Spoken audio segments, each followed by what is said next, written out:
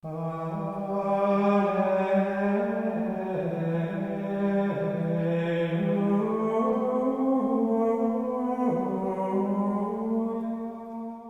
everyone, thank you for joining me again as we continue our Bible study on the resurrection passages in the Gospels. And today we're going to look at the second part of St. Luke's account of Jesus' resurrection from the dead, which is of course the famous story of the road to Emmaus, when the risen Jesus joins his two disciples on the road. It's one of these passages in the scriptures that has inspired so many artists over the years. You think about the amount of paintings that have been produced to convey that beautiful event of the road to Emmaus. And it's an interesting point to begin with that the Gospels are not just written to tell us the facts about our Lord Jesus Christ, to tell us the truths of our salvation. They're also written to engage us in an experiential way, in a way that engages our senses, our imagination, our emotions. And we see that beautifully in the passage today. St. Luke is shown to be a master storyteller, and it's a wonderful text for us to contemplate in these days of Easter.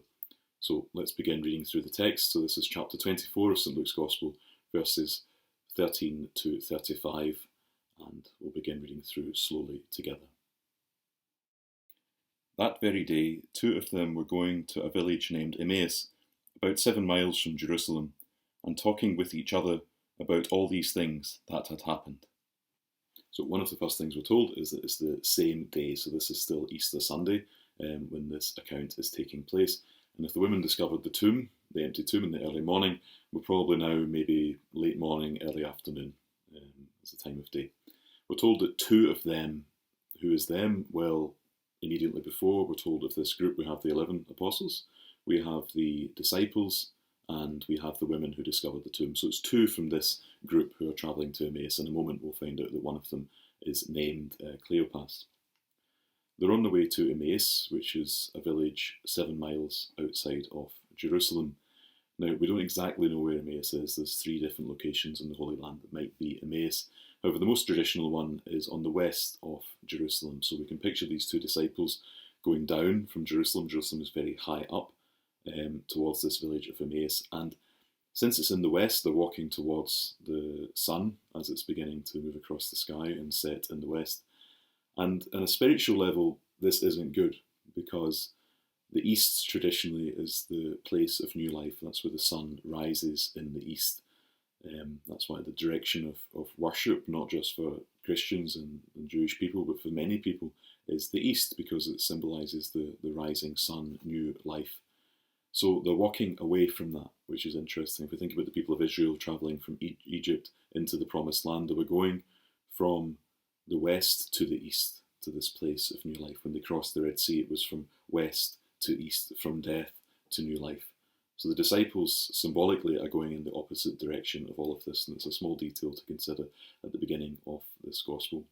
And we're told that they are talking as they're walking along. Now, if you remember, I spoke in another video about how in Greek there's lots of different words to see. Well, it's the same for talking. There's lots of different ways to talk in Greek. And this one is a verb homileo, where we get the word homily from. And if we think about a homily, where a priest gives at Mass, it's not just, talking to the people, it's not just chit-chat. There's something more formal about it. There's a bit of a discussion going on, an engaged discussion. So that's the kind of conversation that the disciples are having on the way to Emmaus, discussing all that has happened. So we'll keep reading with the text. While they were talking and discussing together, Jesus himself drew near and went with them. But their eyes were kept from recognizing him. And he said to them, "What is this conversation which you are holding with each other as you walk?"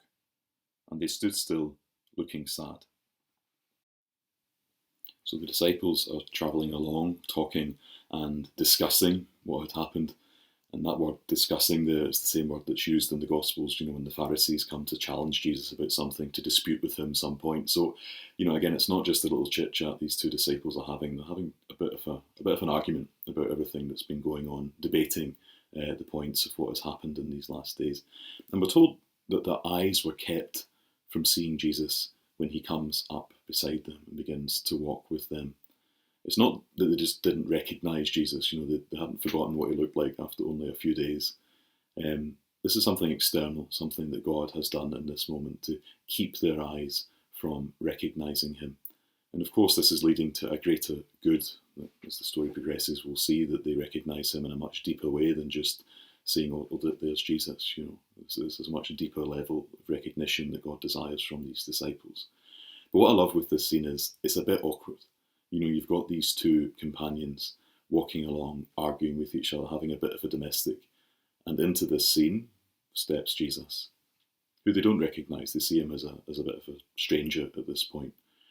And I think we've all been there having an argument with someone, and then someone else walks into the room, and it's a bit awkward, and just like the disciples in the gospel, we might, sort of look a bit downcast, look away from the situation. And we're told that they look a bit sad and gloomy at this moment. The word that's used for looking sad or looking gloomy is skothropos in Greek. It's a great word. I think it sounds a bit like scunnered in Scottish English, but of course we can understand that, how the disciples were feeling after everything that had happened, their hopes being utterly dashed. But what's wonderful is that into this scene, Jesus, steps, and despite the fact they're having an argument, they decide not to conceal it from this stranger who has begun to walk with them. There's something in this man that compels them to explain actually what they were arguing about, not just to explain it, to give everything, all the emotions, all the hopes, which the text now tells us. Then one of them, named Cleopas, answered him, "Are you the only visitor to Jerusalem who does not know the things that have happened there in these days?" And he said to them, "What things?" So Cleopas is a little bit cheeky to Jesus. He says, "You must be the only person staying in Jerusalem who doesn't know these things." You can feel his frustration coming through in those words. Of course, it's greatly ironic because Jesus is the only person in Jerusalem who knows exactly what has happened in these days. However, despite his sort of cheeky response to Jesus, he's not put off, and he asks them, "Well, what things? Tell me what you're talking about." And it's lovely because Jesus just says, what things in the original text is just one word. Cleopas gives this big, sprawl, "Well, you must be the only person, da da da." And Jesus just says, "Well, what's happened?" He's very calm and cool in the situation, inviting Cleopas to explain what has been going on. Now, who is Cleopas? He's the only disciple that's named in the passage, the other one that the name isn't given. Well, traditionally, Cleopas has been identified as the brother of St. Joseph, the husband of Our Lady. It's a 2nd century church historian called Hegesippus who tells us this. And it's a lovely idea, it's very nice that this is Jesus' uncle who's walking along the road with him, walking with his nephew, even though he doesn't recognise him. But it's more than a nice idea. There seems to be a reasonable amount of proof for this. And if we look at chapter 19 in St. John's Gospel, as Jesus is dying on the cross, verse 25, we're given another hint as to Cleopas's identity. And it's the text where Our Lady is there at the foot of the cross. "But standing by the cross of Jesus were his mother's sister, Mary, the wife of Clopas, and Mary Magdalene." So we've got Clopas in John's Gospel and Cleopas in Luke, but most commentators and scholars are certain that this is the same man who's being identified there. It was a very rare name, both in Hebrew and in Greek, so they reckon that this is the same man in both texts, even though there's a slight different spelling of the name. So we're told that Our Lady's sister is Mary, the wife of Cleopas. Now, it's not very likely that Our Lady, Mary, had a sister also called Mary. Instead, that word sister is probably sister-in-law. It was Joseph's brother Cleopas that she was married to. This is her sister-in-law Mary, who's standing at the foot of the cross with our Blessed Mother Mary. Again, isn't that beautiful that we see some of the extended family of Jesus? And again, if we need sort of more proof than that, this historian Hegesippus is writing at a time where the relations of the eyewitnesses of Jesus' ministry are still alive. People who knew the apostles, who knew the disciples, who knew the women who had gone to the tomb are still alive. So you don't make up facts like that, because people will be very quick to say, well, no, that's not true. And St. Luke is writing his gospel around about the year 80 AD, and at that time the Bishop of Jerusalem is a man called Simeon, who is the son of Cleopas. So it's his father who was on the road to Emmaus, and again, that's something that you would only mention if there was people around who knew who we're talking about. This man Cleopas is the source of this story of the road to Emmaus that St. Luke records in his Gospel. It's very beautiful. You don't make up things like that. It's not just a symbolic story. We have symbolic stories in St Luke's Gospel, like the famous parable of the prodigal son, which begins, a man had two sons. No names are mentioned because it's symbolic. We're not meant to identify this with a historical fact. It's a symbol, it's a story, it's a parable. However, this is meant to be identified as something that actually happened on the road to Emmaus. Jesus' uncle was walking to Emmaus, and Jesus comes up and walks by his side. Who is the other companion that's not named? Well, we don't know, obviously. However, most likely, most commentators are agreed that either it's his wife or it's his son. But it's probably not his son, this man Simeon, because, again, if Luke is writing at a time where he's Bishop of Jerusalem, surely you would mention this famous man. So instead it might be Cleopas's wife, which is something I'd never considered before, because I've always pictured the two disciples on the road to Emmaus as being men. But we'll talk a little bit more later on about why it might actually be Cleopas's wife who's walking along the road. So we'll keep reading with the text. And they said to him concerning Jesus of Nazareth, who was a prophet mighty in deed and word before God and all the people, and how our chief priests and rulers delivered him up to be condemned to death and crucified him. But we had hoped that he was the one to redeem Israel. Yes, and besides all this, it is now the third day since this happened. Moreover, some women of our company amazed us. They were at the tomb early in the morning and did not find his body. And they came back, saying that they had even seen a vision of angels, who said he was alive. Some of those who were with us went to the tomb and found it just as the women had said, but him they did not see. So the invitation of this perfect stranger, since Cleopas and his companions' eyes have been prevented from recognising the risen Jesus there in their midst, at the behest of this perfect stranger, they tell him everything. What they had hoped would be fulfilled in this man Jesus of Nazareth. But how those hopes had been utterly dashed in his handing over and his crucifixion and death. And you can feel the raw emotion there. We had hoped that he would be the one to redeem Israel.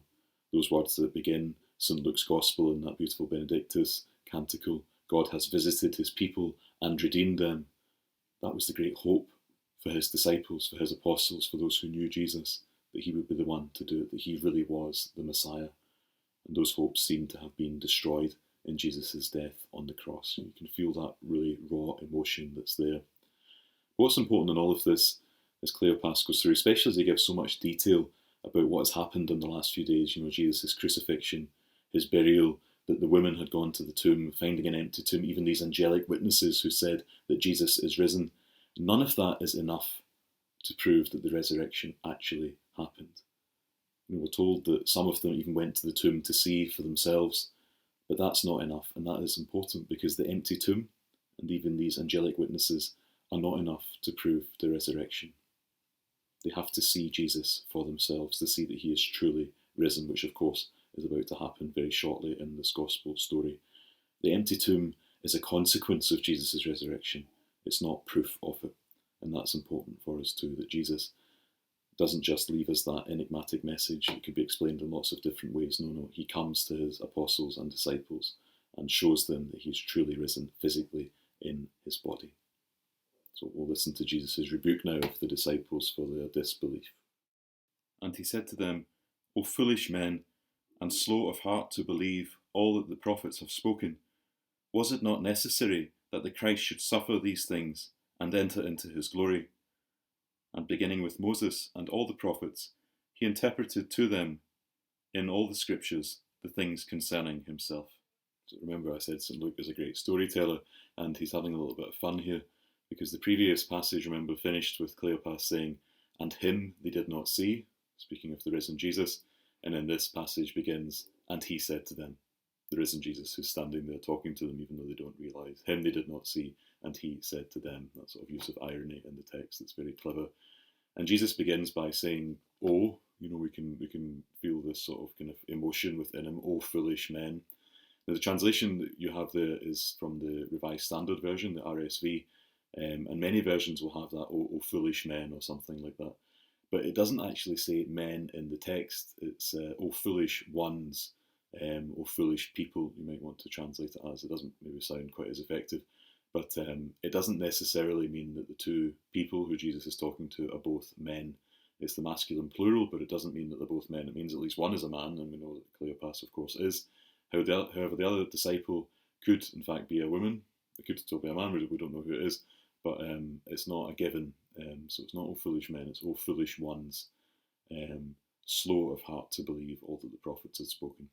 And remember, when the women go to the tomb, the angels said, remember what he said to you while he was in Galilee. Was it not necessary that the Son of Man should suffer? And now here, Jesus himself says, was it not necessary that the Christ should suffer, that is, the Messiah?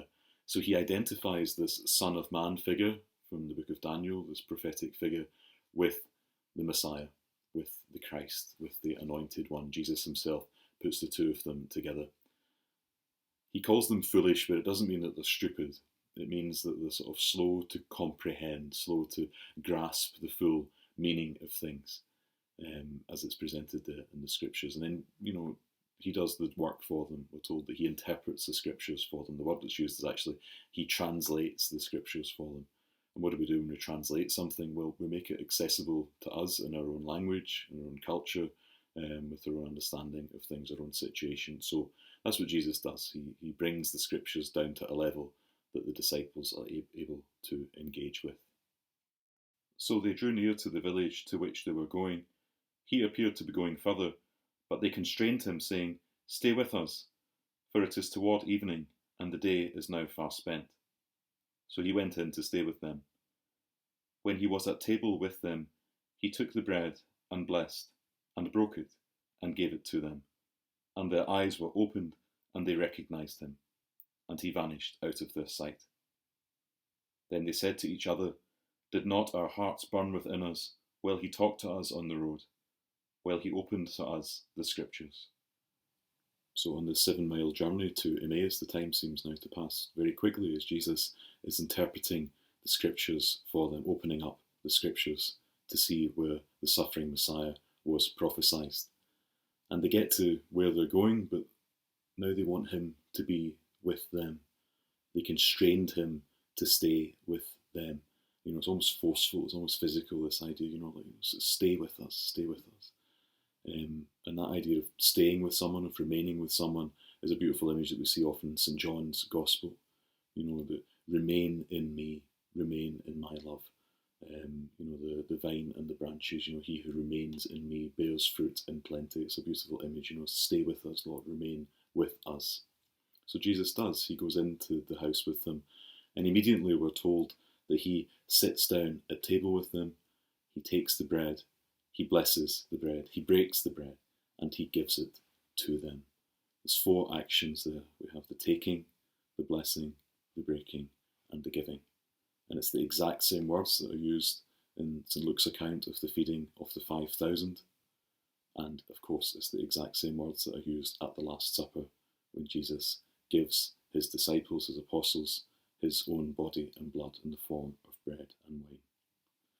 The feeding of the 5,000 points forward to Jesus' celebration of the Eucharist at the Last Supper. And this road to Emmaus looks back to the Last Supper, Jesus giving his body and blood to his disciples. It's very beautiful. What's also interesting is that at the feeding of the 5,000 in St. Luke's Gospel, immediately after this, that is when Peter, as the disciples, all of them are asked, "Who do people say I am?" And Peter, we know, gets it right, and he says that you are the Christ. He recognises who Jesus is at that point in the Gospel. So too, on Emmaus, the disciples recognise Jesus, who he really is, at the breaking of the bread. Again, back to chapter 9 in the feeding of the 5,000, after Peter confesses who Jesus is, that's the first mention in St. Luke's Gospel that it's going to be necessary for the Son of Man to suffer, to die, and to rise on the 3rd day. Of course, again here in Luke's Gospel, all of that is now completed. Jesus' passion, death, and now resurrection. He's standing there in their midst. We're told that their eyes were opened at that point, and remember earlier on, we're told that their eyes were prevented from seeing them. So again, this is the action of God again. It's a passive action. Their eyes were opened at that point. It's the same word that's used in Mark's Gospel when he when Jesus heals the man who's deaf, his ears were opened. And it's the same word that's used when Jesus opens the scriptures for them. Now their eyes are opened to recognize him. So very, very beautiful. But immediately Jesus vanishes. And again, this shows us that though Jesus is physically there, it's a real bodily resurrection, there's also something quite distinctive about this glorified, resurrected body, that again, it can vanish. And we hear in some other Gospels, it can pass through locked doors. Jesus can conceal himself and reveal himself as he desires in this resurrected body. So it's not just some ordinary body. Jesus hasn't been resuscitated from death. This is a resurrected, glorious body that Jesus shows to his disciples. And we're told that they said to each other, "Did not our hearts burn within us as he opened the scriptures for us?" And this is the first time that they've spoken since the little, argument, since the little domestic at the beginning of the gospel. That's the last time they were speaking to each other as they're walking along, disputing everything that happened. And now they speak to each other joyously, that both of them have recognised. And it says, "Did not our hearts burn within us?" It's not my heart and yours. Did not our hearts burn within us? They're united in their recognition of Jesus, truly risen. They're united in their understanding of the scriptures now that Jesus has explained them to them. It's very beautiful. They're recognised. They're united in their recognition of their love for Jesus. The debate and the argument is over. They now know for a fact that Jesus is truly risen, and their hearts are burning within them. The same hearts that were slow to believe are now burning within them. And they rose that same hour and returned to Jerusalem. And they found the 11 gathered together, and those who were with them, who said, "The Lord has risen indeed, and has appeared to Simon." Then they told what had happened on the road, and how he was known to them in the breaking of the bread. So what's the response to the risen Jesus there in their midst, that they recognised him in the breaking of bread? Well, they arise immediately, that same hour, we're told, and go all the way back to Jerusalem. 7 miles, all of it uphill, most of it probably in the dark, since we're told that the hour was already late. But that doesn't matter. They have to get back to share with the other disciples, with the apostles, with the women, that Jesus indeed has risen from the dead, that they have recognised him in the breaking of the bread. He is alive, as he said. What's lovely is that when they arrive there, the disciples who are still in Jerusalem have their own story to tell them, that the Lord has risen indeed, and that he has appeared to Simon. We're not given that actual account in St. Luke's Gospel. Remember, Simon goes to the tomb and he sees it's empty, he sees the cloths there on the floor, but he doesn't actually see the risen Jesus. But that must have happened, although St. Luke doesn't give us that story. What's lovely though is that he uses the name Simon. When we have St. Peter in the Gospel, sometimes he's called Simon, sometimes Peter, sometimes Simon Peter. But in Luke, he's being deliberate here, because when Peter was first called to follow Jesus, it was the name Simon that was used. It's the miraculous catch of fish in St. Luke's Gospel. And Peter, seeing this, Simon Peter seeing this, tells Jesus to leave him because he's a sinful man. But Jesus doesn't leave him. He asks him to follow him. He says, do not be afraid. Follow me. Don't be afraid of your sinfulness, of your weakness. It's not the reason I'm calling you because of your virtue or because of your goodness. It's because you're my choice. That's a beautiful, powerful message for all of us. Simon Peter denies Jesus 3 times. But Jesus still appears to him, to his friend, not just to show him that he is truly alive, but also to bring him forgiveness and mercy and God's love. It's beautiful, all there just in that small account that the Lord has appeared to Simon. And then they tell the disciples, the disciples from Emmaus tell the others of their own experience of the risen Jesus, what had happened on the road, and how he was made known to them in the breaking of the bread. It's made known as something that is external. Just as the eyes were prevented from recognising him at first, so their eyes were opened. The scriptures were opened. It's God's gift, that gift of faith in Jesus risen from the dead. All there in that beautiful passage. So as we conclude our reflection on the gospel story of the road to Emmaus, maybe just 2 parallels to draw out, which are particularly beautiful. One is how this story of Emmaus in some way mirrors the story of Adam and Eve in the book of Genesis. Now, lots of commentators have commented on this. One in particular, the great New Testament scholar N.T. Wright, draws out this beautifully in his book. And it's really how the word, their eyes were opened. That word opened is the exact same in Greek as it is in the Greek version of the Old Testament. So St. Luke is clearly drawing a parallel between the story of the disciples on the road to Emmaus with the story of Adam and Eve in the garden. Now, the first meal that's recorded in Scripture is Adam and Eve eating the forbidden fruit in the garden. Now, the serpent tempts Eve, we all know the story well. He says that when you eat that fruit, your eyes will be opened and you will be like God, knowing good and evil.